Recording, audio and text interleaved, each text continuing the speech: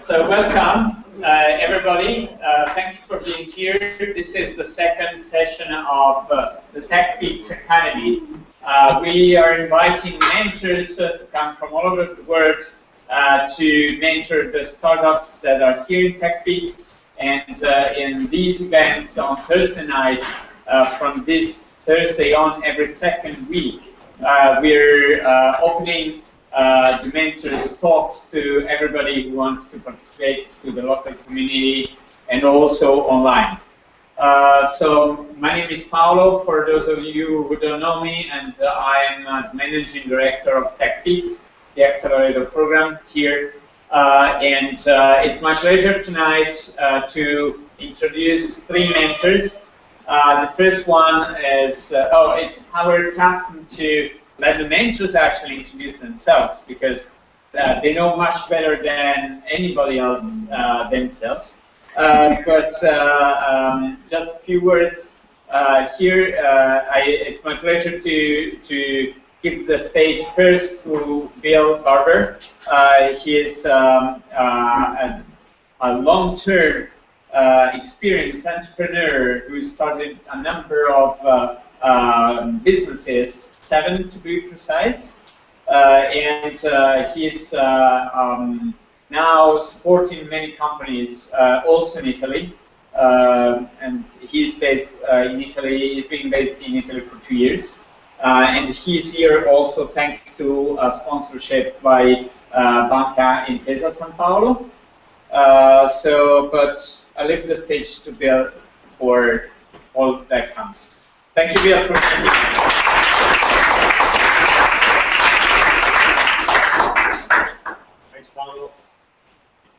Good to see everybody's faces here today. We're going to chat a little bit about a particular topic, but during this conversation, we're completely open to interruptions. So if you want to ask any questions, feel free to jump in, throw your hand up. We'll try to get to those questions if you have them.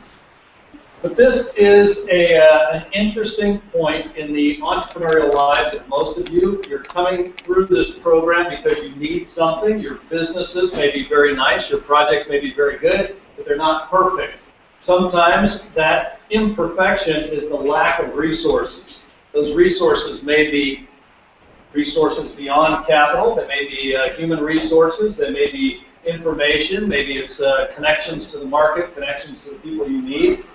Or maybe capital, maybe financing. Who in the room here is looking at some point in their business path here today for financing?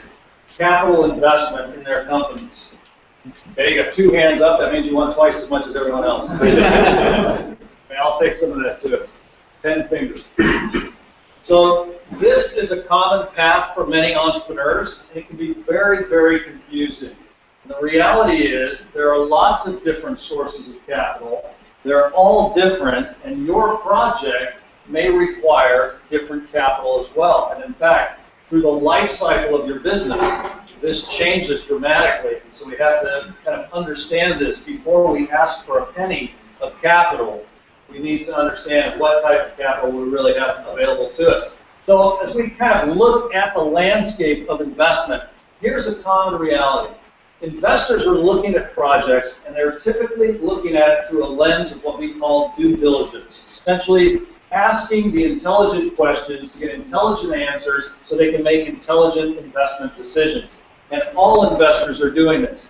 Why are they doing this? Why are they asking questions about the product and service? Why are they asking about the market, the entry points into your first markets, the partners and collaborators you may need to be able to be successful? As you go around this wheel, these are typical areas that investors ask questions in the diligence process. So I put it up here as a way to explain they're asking these questions because they want to receive something in return. Well, what do you think they're trying to receive in return?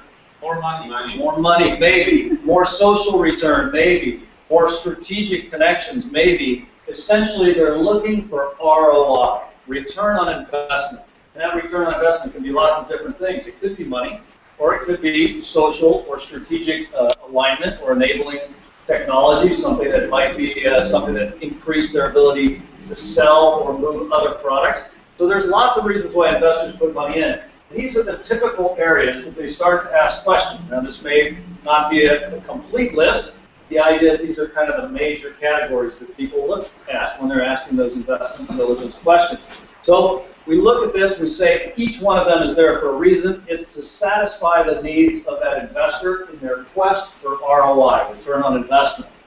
As we look at the perspective of investors across lots of different categories, we realize there's some really interesting issues that were associated with it. So this map, this simple bell curve here, which is very generic in its nature here, is looking at society. And you're looking at people versus income. So as income goes up, and as the number of people. So in this case, we're looking at something that clearly defines a couple of key things. In the middle of a statistical bell curve, we have the middle of that, which we call the normal section of the curve. And outside, we have the not normal section of the curve. In other words, if you're an entrepreneur, if you're an investor, if you're involved in this, you're probably skewed to the right, which means in this room, you're not normal, right? You're here in this room because you're not normal, and you're looking for other not normal things. So we look at the middle of this as being kind of the mass market. Venture capital general partners typically sit way to the outside of this, this kind of generally statistical bell curve of society. They're not normal. They're higher earners. They're creating more output as well, and they sit out of the very narrow perspectives. If you're a biotech venture capitalist, you're going to sit there with experts in biotechnology, which means you're very narrow focus. Now, that creates an issue for an entrepreneur talking to investors. And if the perspective of the investor is quite narrow, so if your product and service is not as narrow as the perspective of that investor, sometimes conversations can be difficult. In fact, angel investors, creating a much larger group of society, have different backgrounds, different histories. You may have a group of angel investors that you may present to your project. Some of those angel investors in the same room may be experts in marketing, others in finance, others coming from technology, lots of different perspectives, very different than a venture capital narrow perspective. And in today's society, we've added even more market perspective as well. Essentially, the crowdfunding element has come into play here now, where you can get an even larger swath, an even larger group of society to look at deals as investors, but at some level, statistically, enough of the market as well to test the market at the same time they're testing the investment. So I'm using this as a quick example to say there are different perspectives out in the market that entrepreneurs need to address, but there are also generally different sources of capital that we need to understand as well. So I put this chart together to show some of the basics of this. And this chart's quite large with lots of amount of information on it, but it's quite simple, really. The source of funds is over on the left. We have what we call the pros here and the cons here. In other words, the pros being the positive aspects of that source of capital, and the cons not necessarily being the negative, but the considerations of that particular form of capital. I'm going to go through these very quickly because each one of them has a different impact. And the reason I'm going to go through them is this. During the life cycle of any business, you're going to see more than one source of capital. Those sources of capital come from different directions. They have different motivations, all of them seeking ROI in their own way. But if you look at this graph and you say in the life cycle of a business, so through time, as a company is creating value, they start out at the concept phase, and they move through this increase in value, hopefully an increase in value, you see different sources of capital. They may come in this particular alignment, or they may bounce around in a variety of different ways. But you as an entrepreneur need to understand when those sources of capital apply to your company, and what the right type of deal structure is to work with that form of capital, because it's important. And most entrepreneurs actually don't know this. The type of deal, the type of structure, and the type of investor need to be aligned. We see this at the investment community all the time. It's incredibly frustrating, many times because the entrepreneur didn't know, other times because the investor didn't know. So you in this room today are going to get a little bit of information about the different sources of capital and how they impact each other. Every single one of these is connected. So, here are some of the realities as we move through this type of a path. We'll show them in this way. We'll kind of give you a definition of each one, and we'll talk about the positives, and we'll talk about the considerations. We'll make it very quick. If you have questions on any one of these, shout them out. And we'll start with the easiest one, self-funding. Anybody know this kind of route? Anybody put their own money into a deal? I saw 2 hands again? No, just 1 hand. All right, we all know this part. It's the most painful one, right? You reach into your own pockets, into your own checkbook, into your own bank accounts, or your own personal assets, and you're taking money out to fund your own business. Now, what are the positive sides of this? Well, obviously, you are in total control when you are the key investor.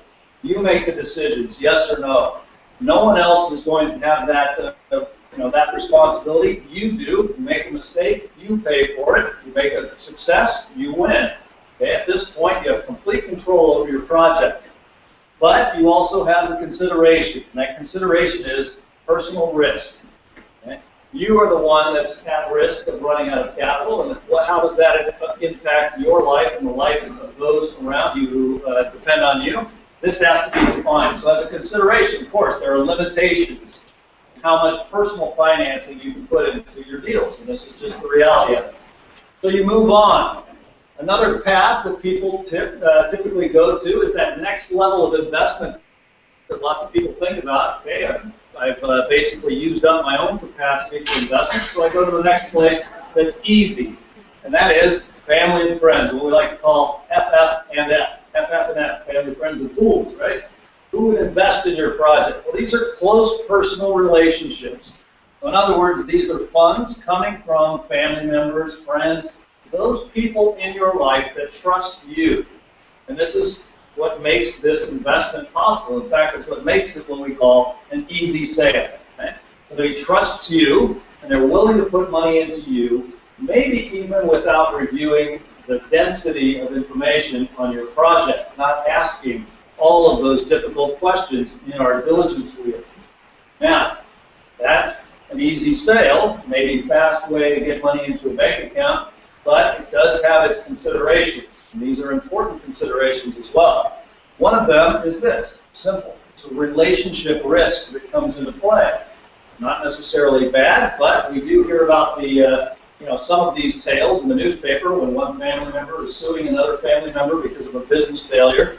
That relationship risk can be quite strong, and you have to decide before you take any money from family and friends if this is a foolish thing to do or not. It may be nice, it may be wise, it may be a good family business opportunity, but you have to consider, what is the relationship risk that I'm getting into? Is it worth it if there's a failure in the business? Because families are much deeper than a single company.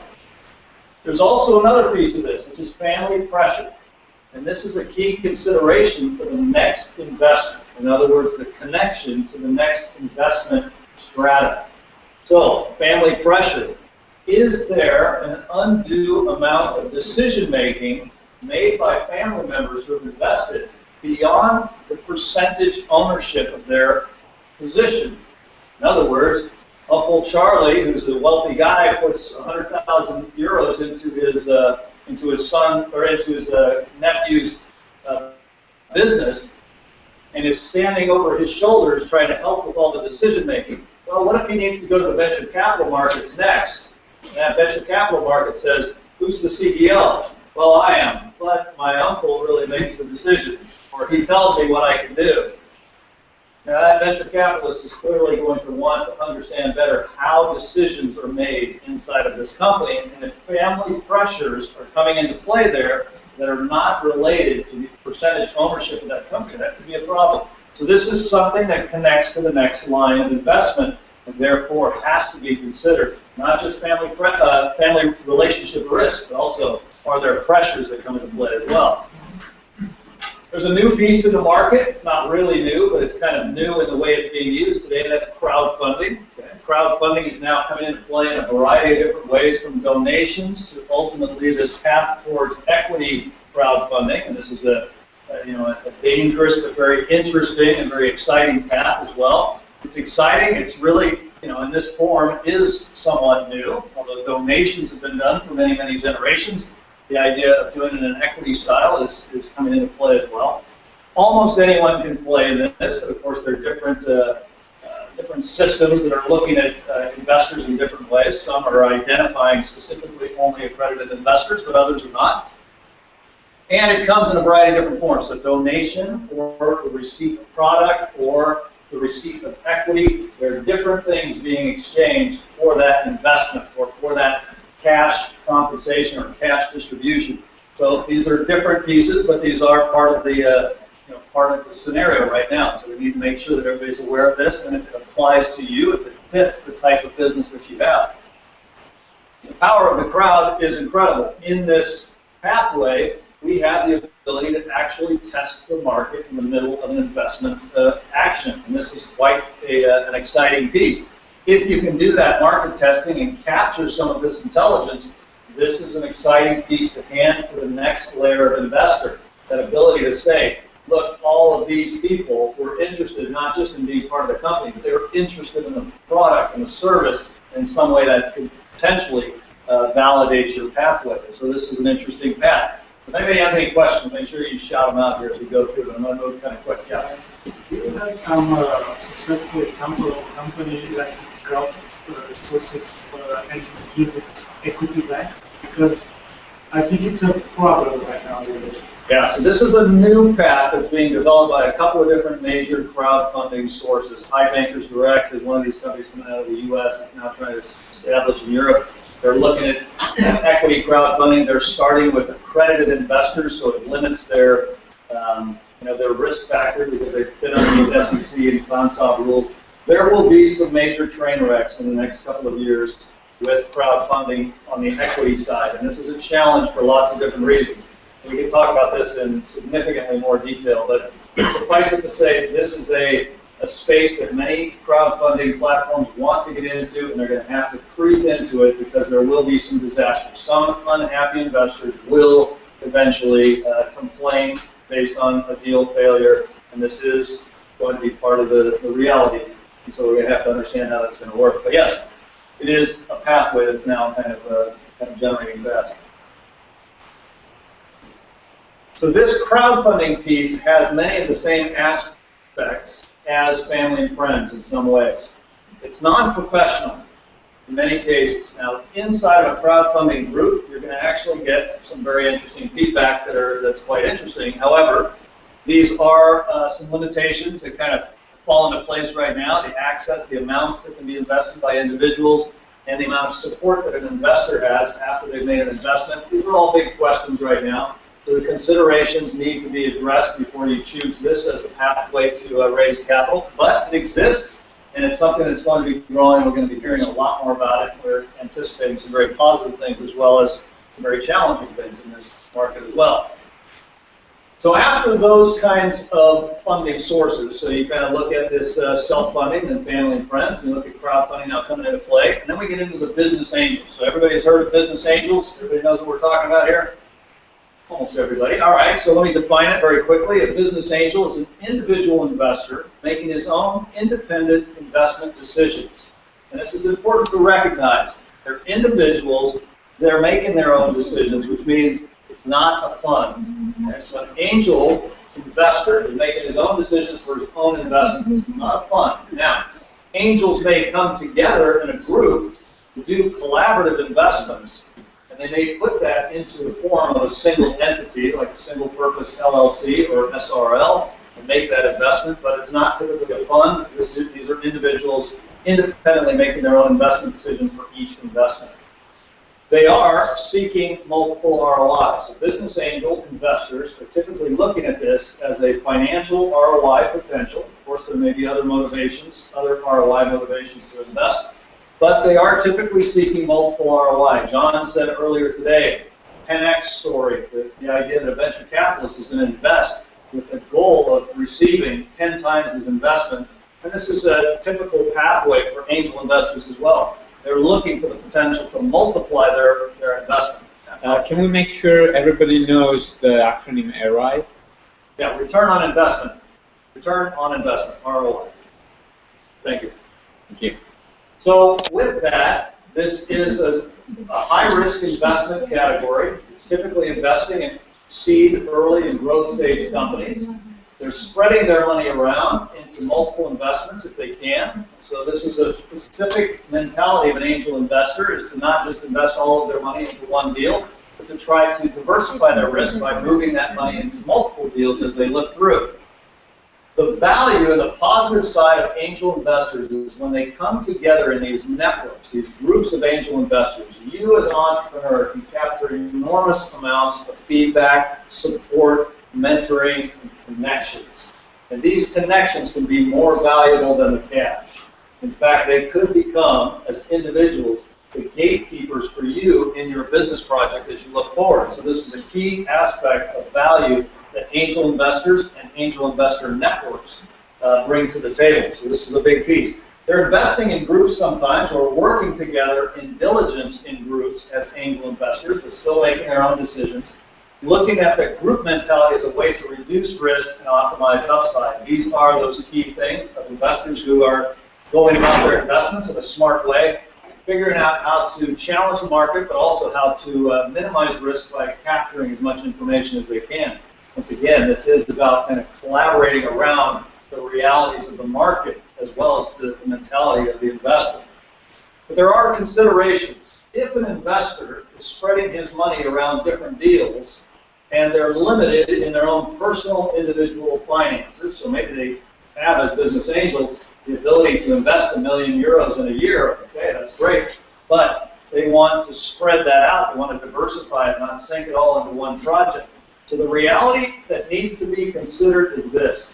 Is that angel investor that's investing in your Series A round, or the first major round of investment, are they capable or interested in being there for the Series B round if that's a requirement? In other words, any follow-on investment. If the easiest place to go for your next round of investment is where you got your first round of investment, that's typically the first thing that any entrepreneur will do, will back to the person who's invested in them and who has skin in the game, has already accepted a certain amount of risk, and say, I need more money, can I go back to you for that additional financing? And in many cases, the answer is no. Not that I don't like your project, or you, I like the project, but I'm spreading my risk around, and I've limited myself to this much in the investment. For many investors, that's 25K, 50K, 100K, 500K, whatever that is. That's as much as I'll invest in any one deal for the reasons of diversification of risk. So that limitation can be very serious when you go from a seed round of 250,000 euros to suddenly a major Series A round where you're raising a couple of million euros. And you look at this and say, my angel investor from the first round is not going to invest in my second round. What does that mean? A venture capitalist is going to go, why isn't he wanting to follow on with his investment? Is there something wrong with the project? Why won't that investor come in? Things start to be impacted from investor categories to other investor categories. So that Series B capacity is a serious consideration. The main thing is to understand before you take the check, are they going to be capable of being involved in another follow-on round or not? To understand it in advance is the key thing. That diversification is key. Venture capital is typically considered the next piece after the angel or business angel round, which is considered still a not necessarily a professional level investment category, even though there are incredibly professional angel investors. The venture capital level is now considered really that key professional layer of investment. So this kind of moves the bar to a different piece. In fact, venture capital is a managed fund. So the idea here is that in a managed fund, you have LPs and GPs. So limited partners, LPs, those are the investors who are putting their money into a fund or into a bucket of pooled money, where the money comes together in a bucket. And the GPs, the general partners, are the decision makers for the fund. So they are the managers who are deciding where that money goes, how they're going to manage their investments, and essentially running the professional activities of that fund. So these are the LPs and the GPs, and they're part of the VC world as you go forward there.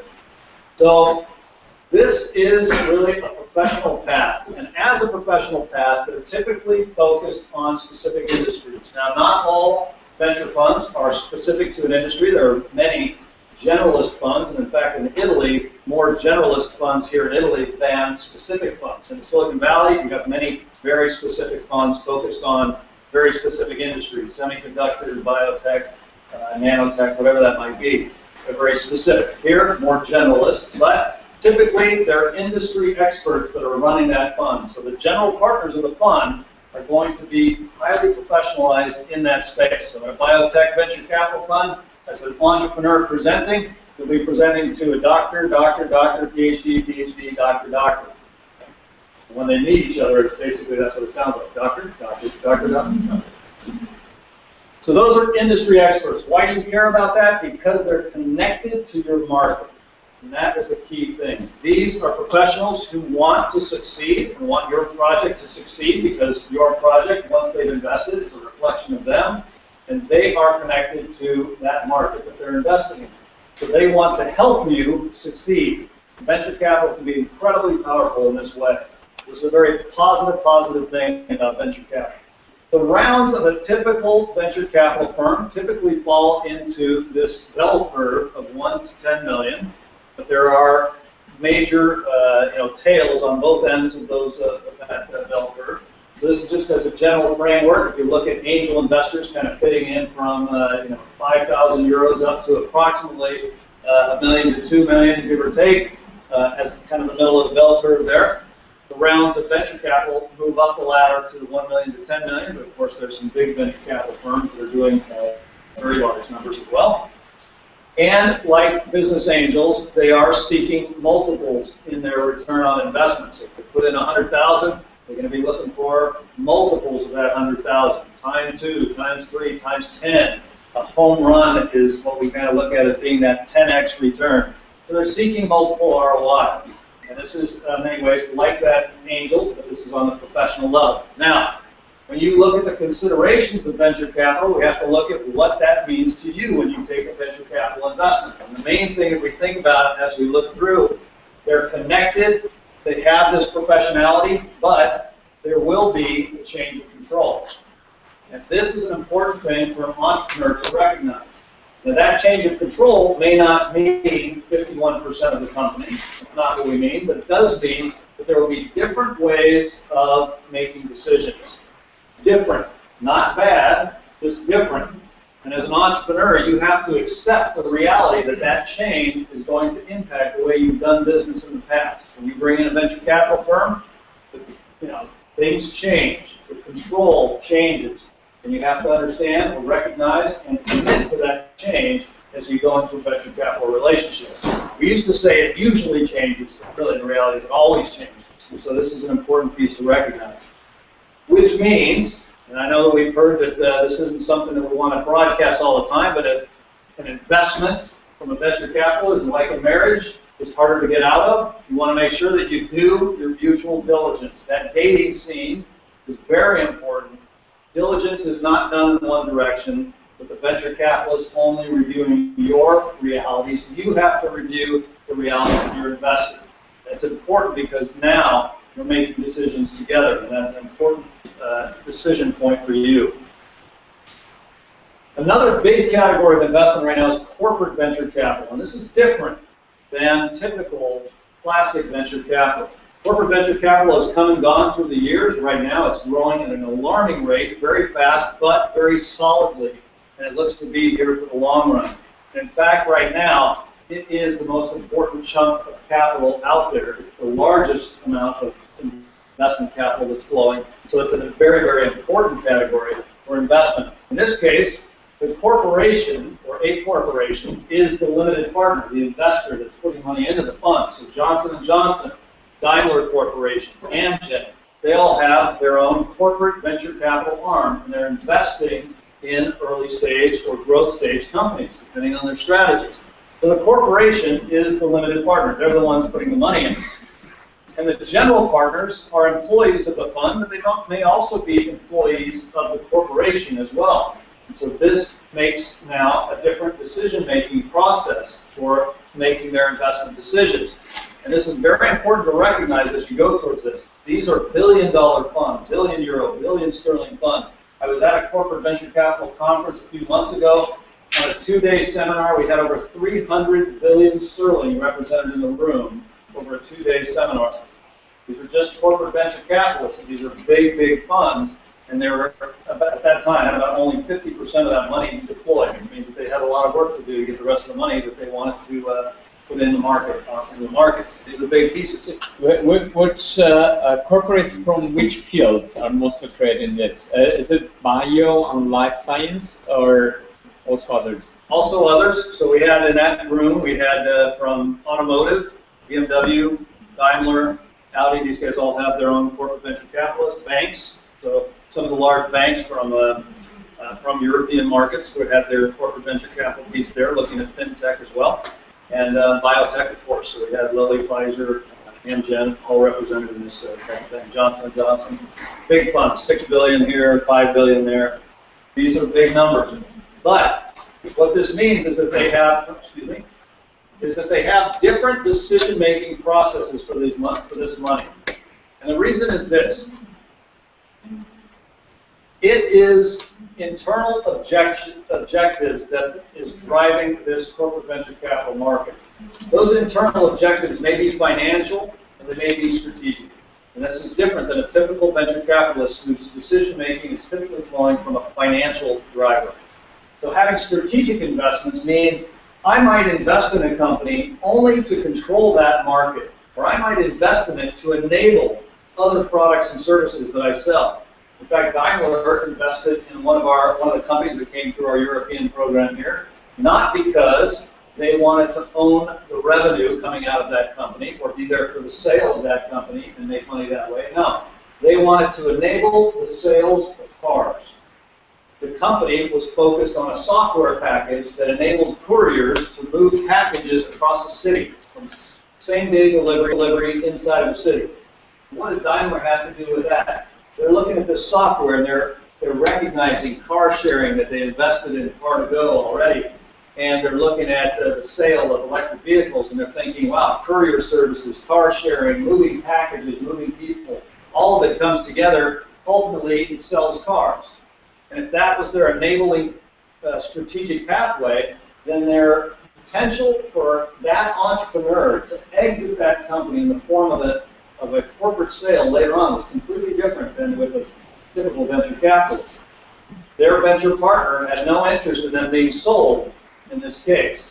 However, Daimler Venture is actually a very smart company, and they knew that they were limiting this company. They actually gave away some of their shares to other investors so they could limit their holdings and have less of a decision-making process. All they cared about was, I hope this company is successful, but it helps me sell more cars. That's my motivation. What it means is these are very different investment strategies, and they impact the other investors as well. If I'm an angel who put money into that company earlier, now Daimler comes in, puts a position in, their strategic decisions are now driving whether that company can exit and I can get my money out as an investor in equity. Now it's starting to impact me as an early investor, the strategic realities of corporate venture capital. Now, not always bad. I'm just putting out an example here, something that came to pass, but it is a consideration that has to be understood, that reality of the potential limitations and exits in the form of equity sales. Strategic partnerships can have very similar impacts as corporate venture capital in many ways. So you look at this and you say, are they an investor? Yes, strategic partnerships can come in lots of different forms. It could be in manufacturing or distribution agreements, anything that has to do with mutual benefit. So a strategic partner can be lots of different things, and it can include investment in a company. So these are quite nice when they're focused on mutual growth, and understanding the different forms may mean that you have a chance to bring in partners that can help distribute the product, generate more revenues, and maybe they don't take an equity position in your company, but are really in the form of a partnership or an agreement. So this is a very interesting, very positive source of capital for entrepreneurs. Now, they may support growth, but they may also provide privileged rights to those strategic partners. So let's use a quick example here. Johnson & Johnson was actually a strategic partner for one of our investments back in California, where we had essentially a device that was distributing pain medication to the localized position of a surgical wound. So let's say you had an operation on your leg and it had a little drip irrigation system with a little pump that would distribute localized pain medication to the wound. Instead of systemic narcotics, you take this local anesthetic. A very nice product. Johnson & Johnson came in, made a strategic investment in this company. However, as an investor, as an angel investor, looking at the form of that strategic partnership, it limited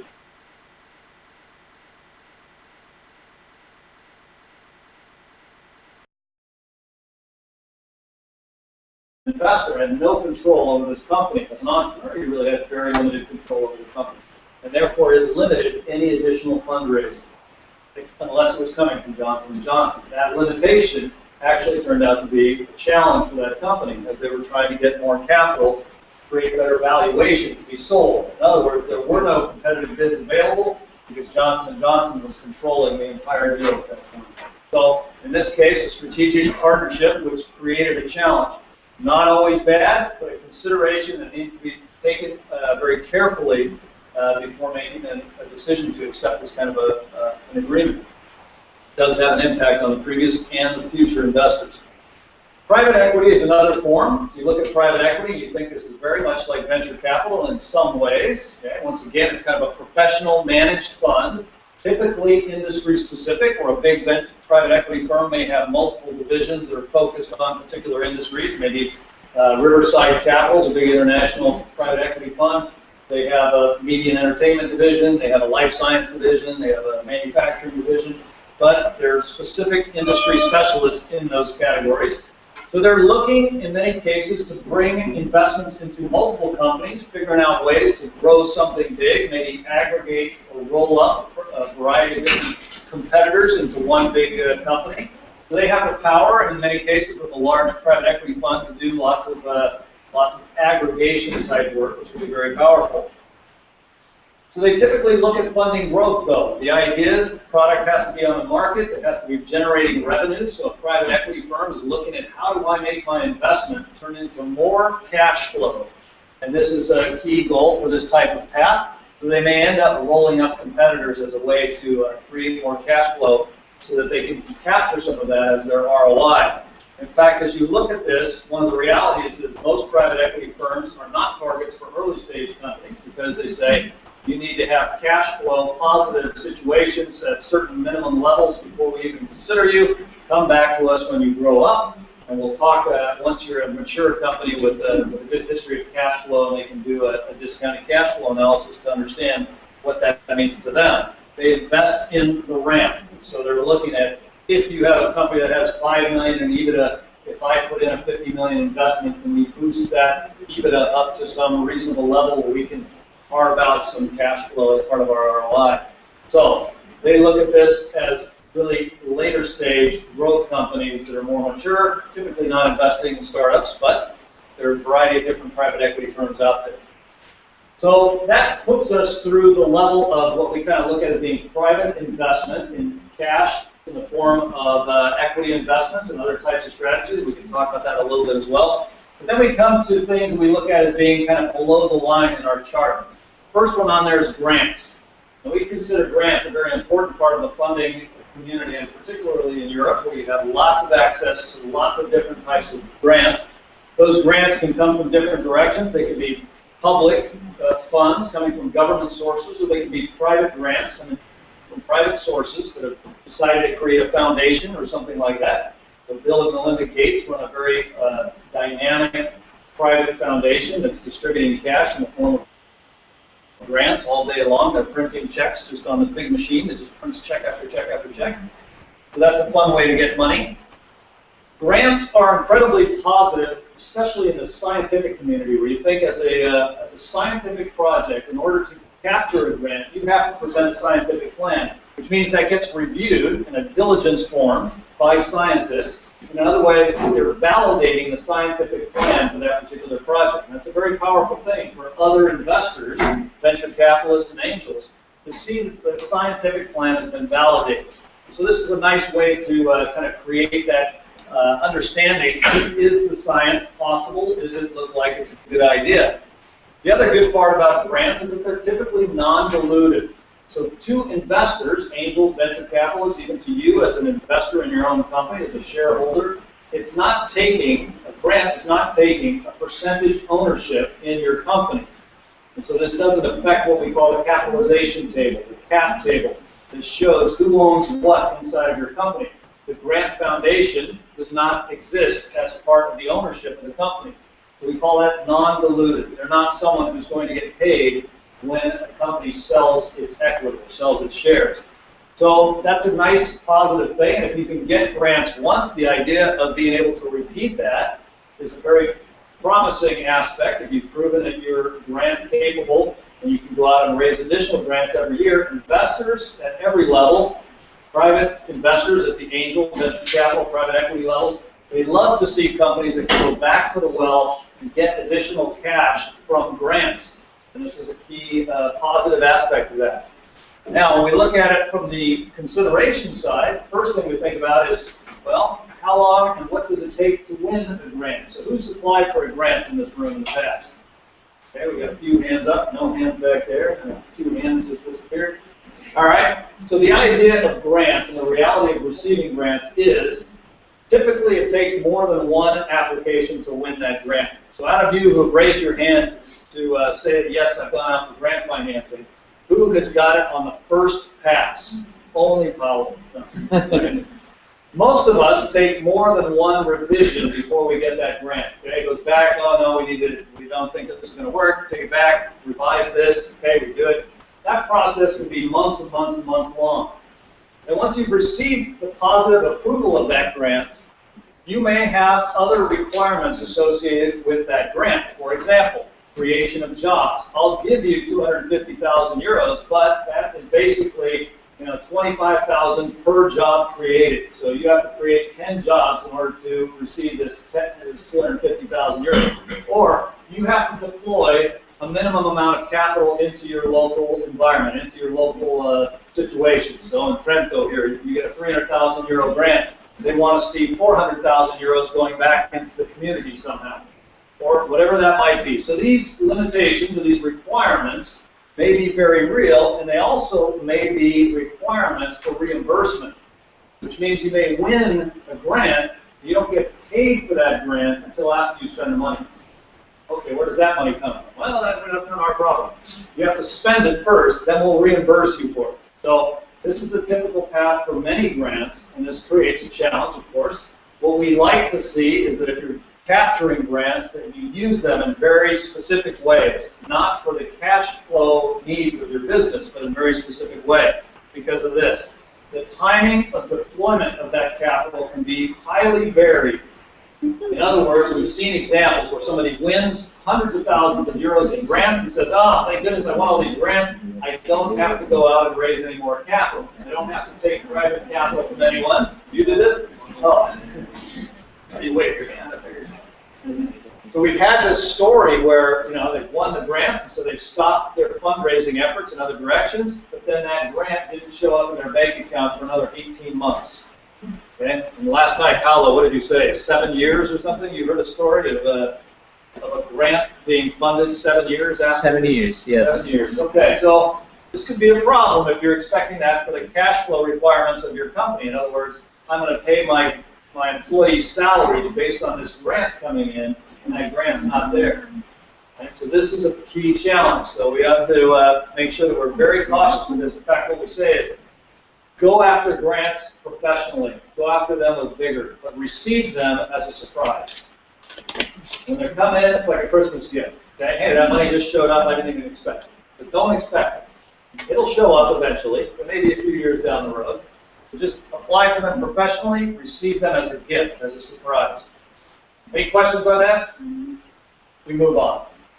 Bank debt. Everybody knows what bank debt is, right? So we've got our principal plus interest payback. This is actually one of the cheaper forms of capital. Bank debt is quite cheap when you think of the cost of that debt. If an angel or venture capital investor wants hundreds of thousands of percentage points, hundreds of percentage points, so I want to get a 200% return or 2x or whatever that might be, the idea is that bank debt can be single, double-digit percentage rate that's very low. So bank debt is quite interesting. However, there are considerations associated with bank debt as we go through. It's cheap capital, that part's good, but it does require certain qualifications, and those qualification limits may be challenging for early stage companies or entrepreneurs who are going through their, especially at a young age, going through their investment cycle or their entrepreneurial cycle. So those qualification limits are a key thing. Debt also sits on your balance sheet, and so this is a reality of what your company looks like going forward, is that you're carrying that debt on the balance sheet of your business. And so future investors are going to be looking at that balance sheet. I can guarantee you an angel investor or a venture capital investor have no interest in investing and paying off debt. They only want to invest in growth, typically. So this is quite rare that any investor would come in and say, oh, I'd love to invest in your company. Can I just pay off your debt? No, you won't see that. So they're looking for growth, and so this type of financing may impact the mentality or the perception of investors at different levels. You have to be very cautious about this. However, it can be a very good mix of low-cost financing associated with a combination of other types of financing. And so it has to be considered very carefully, because it can be a very positive, low-cost way to finance a business. But it does sit on the balance sheet, and there are lending limits, and this is a key consideration as we look at this as well. For an entrepreneur, when you hit your business lending limit, or you end up in the form of a personal lending limit, you become very, very vulnerable. So this is a vulnerable situation for many entrepreneurs when they've maxed out their capacity to receive debt financing. Now they're in a very difficult situation and very vulnerable to kind of predatory actions on their company. We take this as one of those things. It can be very positive, but it has to be very balanced and very appropriate to your company. Any questions on banking, debt, grants? We move on again. Vendors. Most people don't think of their vendors as a financing source, but it's an incredibly important source of capital for companies who are in an inventory-intensive business. In other words, you're buying raw materials, you're manufacturing, you're adding value to that raw material to sell a final product. You have to pay for that raw material to your vendor. You have to have your vendor payment. And if you can negotiate with those vendors to get good terms, you have the possibility of doing something very interesting, making your vendors your lenders. And many companies who are doing inventory-intensive businesses use this as a strategy for free capital. Essentially, getting a longer payment term with no interest rate as a way to pay off your vendors in a longer period of time, and using that time as financing capital. This is a very important piece if you have inventory. The payment terms on that are key pieces of the balance. If you can get those terms to be longer or take longer, for example, you don't have to pay your vendors for these raw materials for 90 or 120 days, making those terms as long as you can, that can finance raw material in a way that allows you time to put it into a final form, sell it, and get paid for it before you have to pay for the raw material. And that can be an incredibly important path to cash flow management, essentially looking at how you can have more cash in your bank account to buy more raw materials for the next quarter. And that's an important path to managing a company that's growing fast. Now, with vendors, you want to make sure that you're maintaining good relationships with your vendors as you're going through this path. If you are growing and you're able to supply them with more business and eventually pay them, they'll be happy. As long as you're managing that vendor relationship, it can be a very positive thing.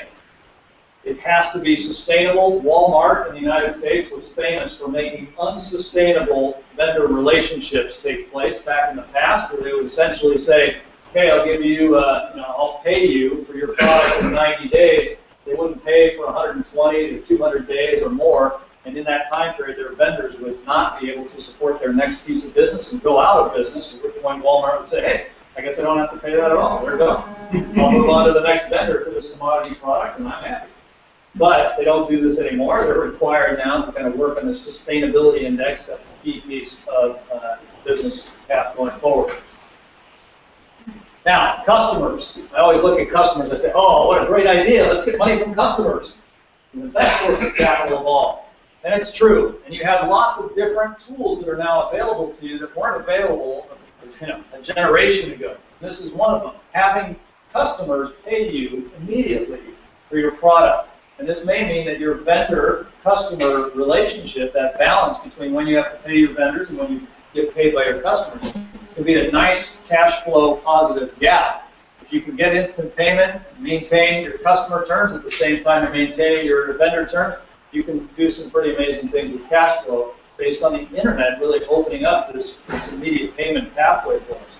If we can't do that, we can't get those relationships to match up to our cash flow requirements in customers and vendors, then we look at other tools, and one of those is factoring.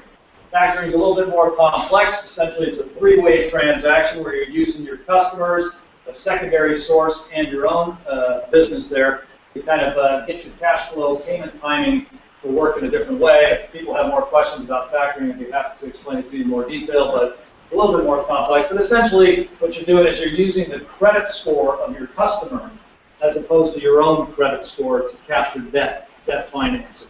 And it's a creative way to grow very rapidly. I've used this, in fact, in one of my companies as a way to strengthen the position of the company during an acquisition. And we were basically at threat, having our main customers slow down during the acquisition process. This was based on our attention being focused on the acquisition.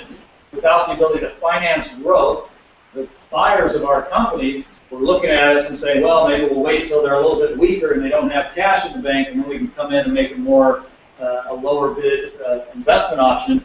For us, we were able to put factoring in place so we could chase the growth without having to capture other financing and work to stabilize the company and make that acquisition positive. So we did this. So this is looking at the credit of the customers instead of our own credit at that time, which was limited. So factoring is a great tool to use if you're chasing growth. The reality of it is it's a little bit expensive as you look at the general sources of debt, but if you're growing fast and this is the best path to use, there's no cost that's too much in this case, and so it's a nice way to chase unlimited growth. So why do we talk about all these different sources of capital? It comes back to this graphic.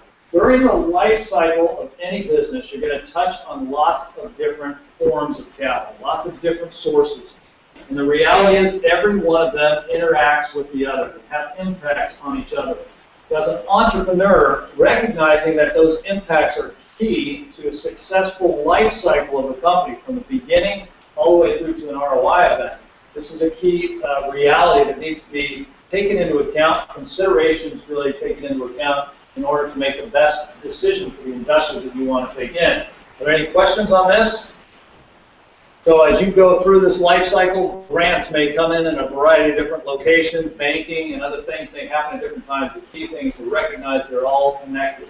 Now, why are they all connected? Because every investor is looking for the same thing. They're looking for ROI. They're looking for their return on investment. And I think before we talk about anything else, it's important to recognize that in this room we've got a lot of tech entrepreneurs.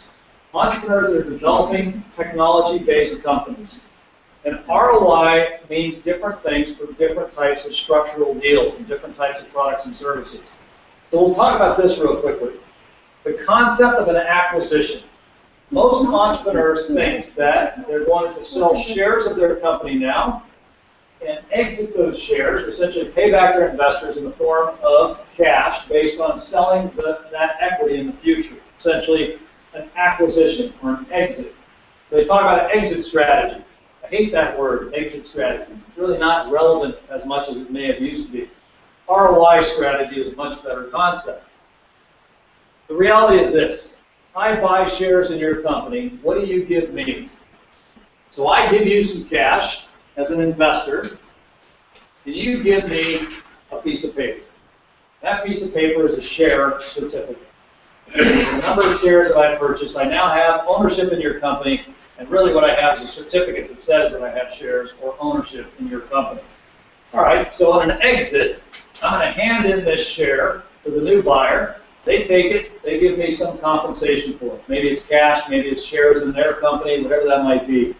So I exchange this share for my return, my ROI. The reality is there's more than one type of distribution of that.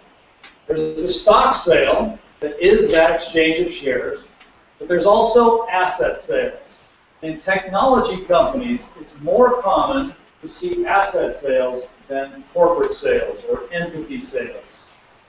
And this is very important to recognize before you take a single penny from any investor. What is the most likely scenario for the return on investment for your particular project? Is it the exchange of shares for money, or is it the exchange of assets with these shares staying in the hands of the investor? And this is important to recognize. So, for example, I'm Johnson & Johnson. I like what you've got. You've got a pain pump that I want to acquire. Okay? But I don't want the company. I've got a CFO, I've got a CEO, I've got a chief marketing officer, I've got manufacturing, distribution. I've already got all that. I know you built that in your company, but I don't need that from you. I just want the product. I want the assets. I want your intellectual property, your patents, I want your contracts, I want your customer relations piece. I want the assets. The liabilities, not so much. You can keep the liabilities. You can keep the shares of the company and your investors. You can keep all that. Keep the company. I'll give you money. You give me the assets. If the deal is good, the money's right, and it works out, or that's a good deal for the company, you take the check, take the money, hand over the assets, and you keep the company. Now what happens to me with my shares? What do I get? I know what you're going to say. It depends. It depends. Maybe you get some compensation in the form of a dividend that you don't have to, unless it was written into your original bylaws or the agreement that you have with the company. You are holding the shares, you're still the owner of the company. Money comes into the treasury of the company. The management of that company, the board of directors and the managers, need to make decisions on what to do with that money. Now, maybe we spend it on developing our next product. Maybe we buy some other technology. Maybe we invest in other resources. That money doesn't necessarily flow back to the shareholder. Now, the reality that most of the people in this room are working on technology projects and they have tech that is the key focus, the asset, means that the company may not be the target for the acquisition, maybe just the tech. And how does that impact anything like that? Yeah. Oh, that wasn't a hey, I need a question. That's hey. All right, so I want to introduce that concept because this is a key understanding for tech entrepreneurs as they're going out to raise capital. If your company is not looking at a future with an expectation of a sale of equity in the form of an exit, then be cautious about what type and what form of investment you take from investors. If they're going to invest in equity, they're expecting to be able to transfer that equity for money, or they need to be tied to the assets of your company in the event of an asset sale. Now, it's up to you to how you structure that deal. Most investors don't think about this. The professional ones do, of course. Angel investors may not know this. Family and friends definitely don't know this. You may not know this. You know it now. But this is one of those areas that trips up so many different investors as they watch their investment go into a successful project, a company that's having success on a particular project, and then they watch that asset be sold, creating good cash into the company, and they never see a dime. And you, as an entrepreneur bringing investors in, want to make sure that you satisfy your investors. Why? Well, as I said before, I'm the oldest person in this room, okay, so everybody in here is just starting their entrepreneurial careers, which means you want those investors in your next project, and your next project, and your next project, which means you want to satisfy their ROI requirements. So make sure that you're aligning your investors with the most likely scenario for the ROI of that company. Dig it? Questions? Comments? Concerns? Stories from your childhood? Anecdotes? Lessons learned in London on a drunken night at a pub with darts? Yes. Do you know examples of a company that was only discovered and get one customer? There are almost every company does it this way. What's that? Okay, so there's a couple of tech companies that have made it all the way through based on organic growth only from the revenues from their customers. But really, as you look at most businesses that are out there, in the U.S. there are 30 million small businesses registered with the Small Business Administration. Most of those did not take financing from in the form of equity from other places. They grew organically. Consulting business, I have a consulting business that I started back in the U.S. We didn't take a dime of financing. We started with a customer, and we grew the company from there. And there are lots of examples of that, where they grew, John was showing us an example today, he grew his company from the beginning based on the revenue from customers, so no financing outside. This is the most common form of growth. But it has to be about the big players. Oh, wow. You think of any good ones or a good Yes, example? are there any big players that would bootstrap? Yeah, and that, the bootstrap, I don't have that, my own the customer as well. Yeah, it's less common today than it was in the past if you're talking about super big players. If you're thinking about like a modern technology success story, most of them have outside financing because the very nature of technological innovation in the last 20 years has been very high growth where they had to have outside fuel. There's very few examples of big players that didn't take. Some of them might not need it to, but all of them have. Many of them have taken more than they needed and suffered because they took more than they could be sold for in the future. And this is a key problem of overcapitalization. I see the sharks are circling. My ass bit. I my clip as much as possible. All right, I'm done. Thank you. No, all right.